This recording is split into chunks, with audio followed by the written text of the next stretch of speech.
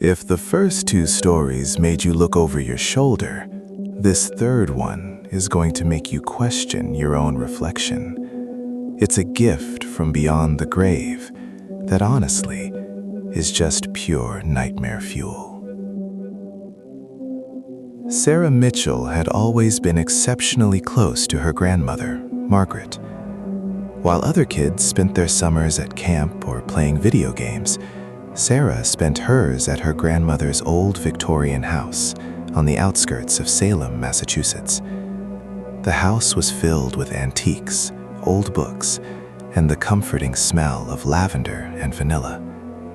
Margaret taught Sarah everything she knew: how to bake the perfect apple pie, how to knit intricate patterns, how to read tea leaves and identify herbs, how to listen to the whispers of old houses.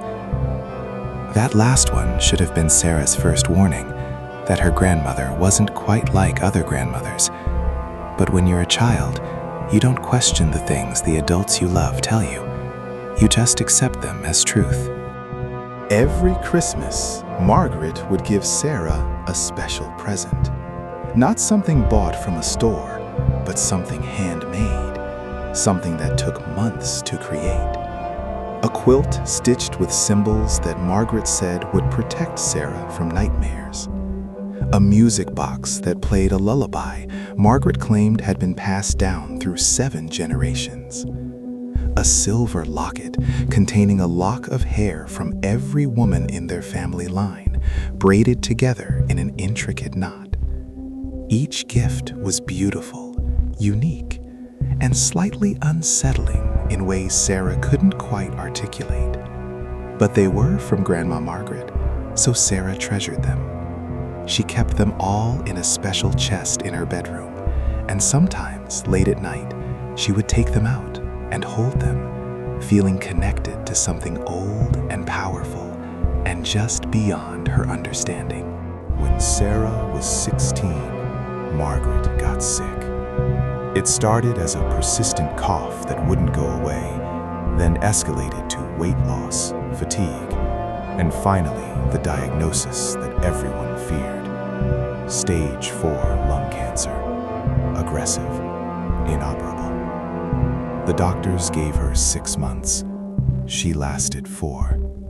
Sarah spent as much time as possible at the hospital during those vile months, holding her grandmother's papery hand, listening to stories about ancestors Sarah had never met, about traditions that had been kept alive for centuries, about responsibilities that would one day fall to Sarah. Margaret's mind wandered sometimes, the morphine making her confused, making her say strange things. She would grab Sarah's wrist with surprising strength and whisper urgently about keeping the bloodline pure, about maintaining the connection, about never breaking the chain. The nurses would smile sympathetically and adjust the medication, and Margaret would drift back to sleep, but her fingers would remain locked around Sarah's wrist like a manacle, cold and tight. Margaret died on December 15th, just 10 days before Christmas. The funeral was small, just family and a few of Margaret's elderly friends from her church group. Sarah cried through the entire service, feeling like a part of her soul had been ripped away. That Christmas was the saddest one Sarah had ever experienced. The house felt empty without Margaret's presence. There were no special handmade gifts under the tree, just the absence of someone who had been a constant in Sarah's life since birth. Sarah's mother tried to make things normal, cooking all of Margaret's traditional recipes, hanging the ornaments that Margaret had collected over decades. But it wasn't the same. It would never be the same. 2 years passed. Sarah graduated high school with honors and enrolled in college, studying anthropology because she had always been fascinated by her grandmother's stories about family history and ancient traditions. She moved into a dorm, made new friends, started dating a boy named Alex who was sweet and normal, and knew nothing about reading tea leaves or listening to houses whisper. Sarah tried to move forward with her life, tried to let go of the grief that still sometimes overwhelmed her when she smelled lavender or heard certain songs. She was doing okay. Not great, but okay.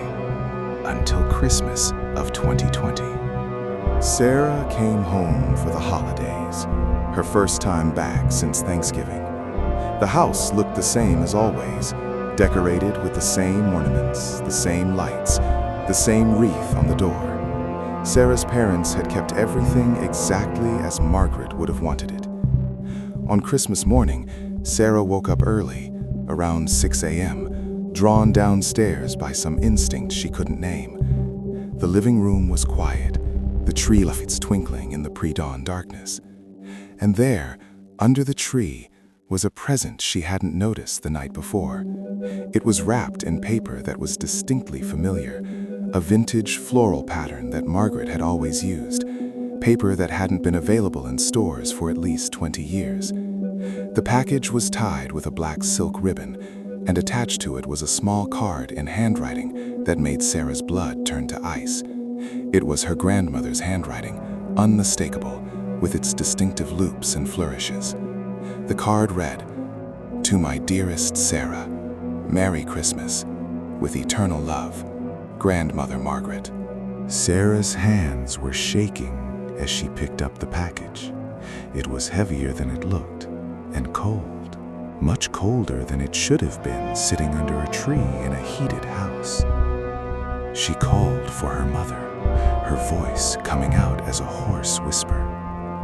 Her mother came downstairs in her bathrobe, took one look at the package, and went pale. Sarah's father followed, and when he saw the wrapping paper and the handwriting, he actually stumbled backward, nearly falling over the coffee table.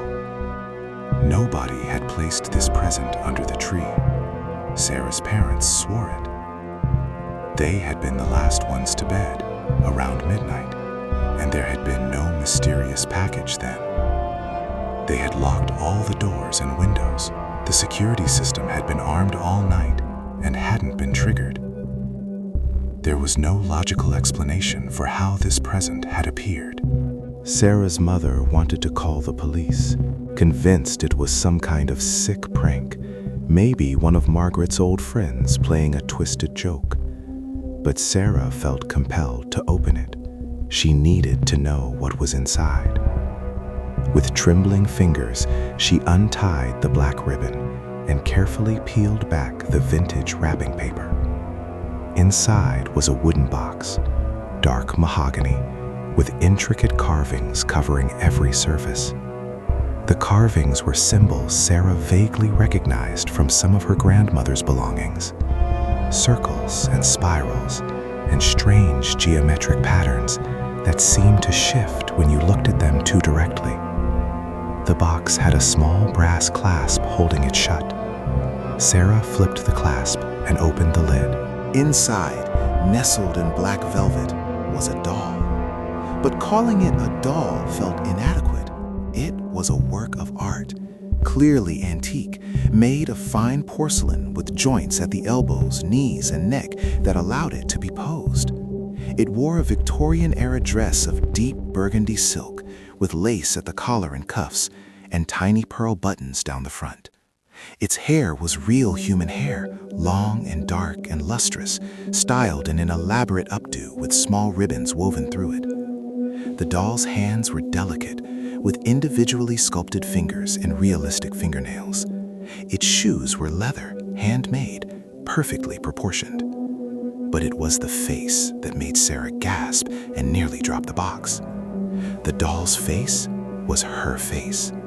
Not a resemblance, not a similarity, an exact, perfect replica of Sarah's face, down to the smallest detail.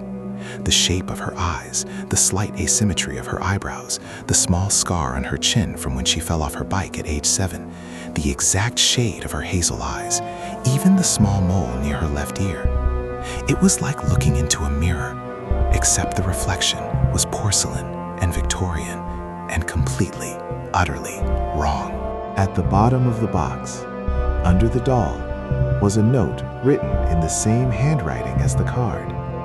Sarah picked it up with numb fingers and read, "My precious girl, I have worked on this for so long.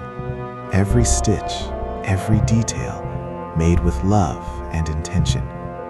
This is my greatest creation, my masterpiece.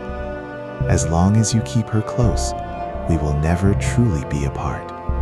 I will always be with you, always watching, always protecting. You are mine, Sarah. You have always been mine. You will always be mine. Keep her safe, keep her near, and remember, blood calls to blood. The chain must not be broken. With all my love, now and forever, Grandmother Margaret." Sarah felt sick.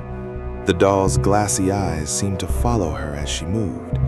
She wanted to throw it away, to burn it, to get it out of her sight. But some part of her, some deep, instinctive part, was afraid of what might happen if she did. Her mother took the doll from her hands, holding it at arm's length like it might bite, and declared they were getting rid of it immediately. She carried it out to the garage and threw it in the large trash bin outside, the one that was scheduled to be emptied the next morning. The box and wrapping paper went in as well. They locked the garage door. Sarah's father even put a heavy toolbox in front of the door, as if that might somehow keep the doll contained. They tried to continue with their Christmas day, opening other presents, eating breakfast, but the joy had been sucked out of the holiday.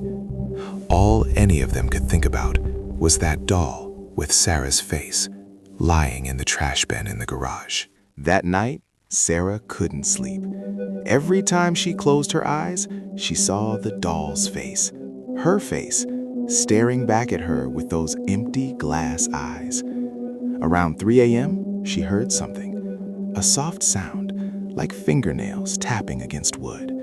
Tap, tap, tap, rhythmic and patient. She tried to ignore it, pulling her blanket over her head, but the sound continued. Tap, tap, tap, getting louder, getting closer. Finally, she couldn't stand it anymore. She got out of bed and followed the sound. It was coming from her closet. With her heart pounding so hard she could hear it in her ears, Sarah opened the closet door. And there, sitting on the floor among her shoes, was the doll. It was posed sitting up, its porcelain hands folded in its lap, its head tilted slightly to one side, looking at her. Sarah screamed. Her parents came running. Her father grabbed the doll and this time decided to destroy it completely. He took it down to the basement where he had his workshop and used a hammer to smash it to pieces. The porcelain shattered with sharp cracks. The limbs broke off. The beautiful Victorian dress was torn to shreds. He gathered all the pieces, every single shard and fragment, and put them in a metal bucket. Then he burned them in the fireplace, making sure nothing remained but ash. The ash was mixed with the regular fireplace ash and then taken outside and scattered in the wind, spread across the yard so thoroughly that not a single particle could be collected and brought back together. It was gone, completely destroyed. Everyone went back to bed, exhausted and shaken, but convinced the nightmare was over. 3 days later, on December 28th, Sarah received a package in the mail. It was delivered to her dorm at college, where she had returned the day after Christmas, eager to get away from her parents' house and the memories of that awful Christmas morning. The package had no return address, just her name and dorm address written in that familiar handwriting that made her stomach clench with dread. Inside the box, wrapped in the same vintage floral paper, was the ball, whole, undamaged, perfect, wearing the same burgundy dress, with the same face, Sarah's face, looking at her with those glassy eyes that somehow seemed more aware than before. There was another note. "Did you really think you could destroy me? Did you really think it would be that easy? I am bound to you, Sarah, bound by blood and love, and something far older than you can understand. I will always come back. Always. Because you are mine. Sarah tried everything. She donated the doll to a thrift store. It reappeared in her dorm room. She left it on a park bench across town. It showed up in her backpack. She buried it in the woods behind campus. It was on her bed when she got back. She broke it into pieces and threw the pieces in different dumpsters across the city. By the next morning, it was assembled on her desk. She mailed it to a random address in another state. 3 days later, it arrived back at her dorm.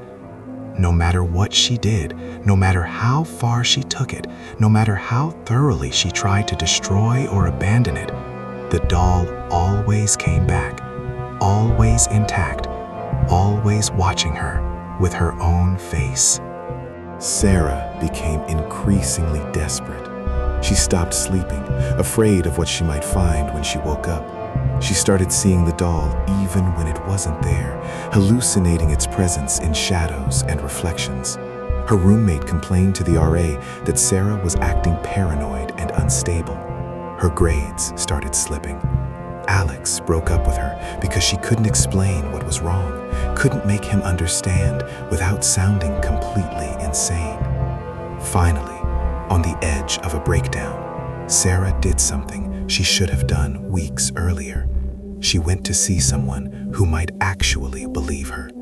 A woman her grandmother had mentioned once, a practitioner of the old ways, someone who understood things that most people dismissed as superstition. The woman's name was Eliza Blackwood, and she lived in a small apartment above a used bookstore in downtown Salem. She was ancient, possibly in her 90s, with long white hair and eyes that were almost completely white with cataracts, but seemed to see more than most people with perfect vision. Sarah brought the doll with her, carrying it in a locked metal box because she was afraid of what it might do if left unsupervised. When Eliza saw the doll, her expression changed from mild curiosity to genuine alarm. She made Sarah put the box on a table in the center of the room, then walked around it 3 times, muttering in a language Sarah didn't recognize. Finally, she sat down heavily in a chair and looked at Sarah with something like pity. "This is not a doll," Eliza said, her voice rough with age and something that might have been fear. "This is a vessel. Your grandmother, she was one of the old families, yes? One of the bloodlines that kept the ancient traditions alive." Sarah nodded, unable to speak. Eliza continued, "She didn't want to let you go. Death was coming for her, and she refused to accept it. So she made this, using her considerable skill and power. She bound herself to it, her consciousness, her will, her essence, and she bound it to you. Blood magic, very old, very powerful. The doll is her anchor to this world. As long as it exists, she exists, and she will never let you go. Never. You are hers in her mind, her blood, her legacy, her possession." Sarah asked the question she was terrified to hear the answer to. Can it be stopped? Can it be broken? Eliza was quiet for a long time, her milky eyes fixed on the metal box. Finally, she spoke. "Yes, but the price is high. To break a binding this strong, you need to replace it with another binding, something of equal power, equal sacrifice." Sarah didn't understand. Eliza explained. "Your grandmother bound her soul to this doll, using her love for you, her connection to you, her will to possess you. To break that binding, you would need to give up something of equal value, your connection to her, your memories of her, every moment you shared, every story she told, every lesson she taught, all of it, gone, as if she never existed in your life. You would forget you ever had a grandmother, and that kind of forgetting, it leaves holes in your soul, holes that never quite heal." Sarah sat with this information for weeks, the doll sitting on her desk, always watching, always waiting. She thought about her grandmother, about the love they had shared, about the precious memories that had shaped who she was. Could she really give all that up? Could she erase someone she had loved so completely from her existence? But then she would wake up at 3 a.m. to find the doll had moved closer to her bed. Or she would look in the mirror and see the doll's reflection standing behind her when the doll was actually across the room. Or she would hear her grandmother's voice whispering in her ear, saying things that were loving and possessive and increasingly threatening. "You're mine, Sarah. You'll always be mine. Don't fight it. Just accept it. Let me in. Let me in. Let me in." In the end, Sarah made her choice. She went back to Eliza Blackwood and agreed to the ritual. It took 3 days of preparation, 3 days of fasting and meditation, and speaking words in that ancient language Sarah didn't understand. On the 3rd day, at midnight, Eliza performed the unbinding. Sarah had to hold the doll while Eliza chanted, had to feel it grow warm in her hands, then hot, then burning, the porcelain cracking, the dress smoldering, the hair singeing. And with each crack and burn, Sarah felt something tearing away inside her mind, memories disappearing like smoke, her grandmother's face growing fuzzy and indistinct, the sound of her grandmother's laugh fading to silence, the feel of her grandmother's hugs becoming nothing but empty air. Christmas mornings, summer afternoons, bedtime stories, recipes, lessons, love, all of it draining away like water through her fingers. By the time the ritual was complete, the doll was nothing but charred fragments and ash, and Sarah's memory of Margaret Mitchell had been completely erased. Sarah woke up the next morning in her dorm room with a splitting headache and no memory of the ritual. She looked around her room, confused by the smell of smoke and herbs. On her desk was a pile of ash and what looked like pieces of broken porcelain. She swept them into the trash without thinking much about it. Over the next few weeks, people would occasionally mention her grandmother to her, and Sarah would look confused. "I don't have a grandmother," she would say. And technically that was true. She had a mother and a father, but no grandparents that she could remember. There were gaps in her memory, spaces where something should be but wasn't. But Sarah couldn't quite figure out what was missing. It was like trying to remember a dream that had already faded. The doll never came back. The haunting stopped. Sarah's life returned to normal, or as normal as it could be, with significant chunks of her memories simply gone. She graduated college, got a job, moved to a new city. But sometimes, late at night, she wakes up with tears on her face and no idea why she's crying. Sometimes she smells lavender and feels an overwhelming sense of loss. Sometimes she finds herself humming a lullaby she doesn't remember learning. And sometimes, when she looks in the mirror, just for a split second, she sees someone standing behind her. An old woman with white hair and pale blue eyes, wearing a dress from another era, smiling with love and possession and eternal, unbreakable devotion. Then Sarah blinks, and the figure is gone. But the feeling remains. The feeling that she's forgotten something very important. Something that loved her. Something that still, even now, refuses to completely let her go. Because blood calls to blood, and some chains, once forged, can never be entirely broken. Only hidden, only suppressed, waiting for the day when the forgetting fails and the memories come flooding back. And Sarah finally remembers what she sacrificed and what sacrificed her in return.